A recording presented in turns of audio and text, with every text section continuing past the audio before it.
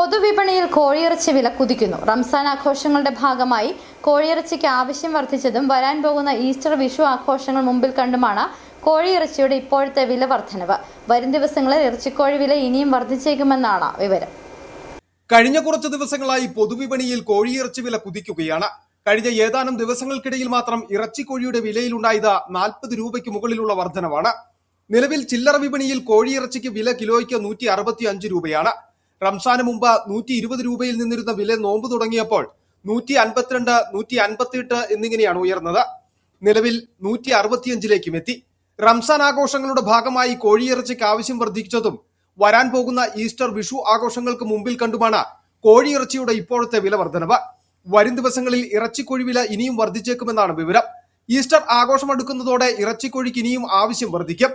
തീൻമേശയിൽ കോഴി വിഭവം വിളമ്പണമെങ്കിൽ നിലവിൽ സാധാരണക്കാരന്റെ കൈ പൊള്ളും. ഇറച്ചിക്കോഴി വില വർദ്ധിച്ചത് ഹോട്ടൽ മേഖലയെയും പ്രതിസന്ധിയിലാക്കുന്നുണ്ട്. ആവശ്യക്കാർക്ക് കോഴി വിഭവങ്ങൾ വിളമ്പണമെങ്കിൽ ഹോട്ടൽ ഉടമകൾക്ക് കുതിച്ചുയരുന്ന ഇറച്ചിക്കോഴി വില അധിക ബാധ്യതയാകും. City vision, Adimali.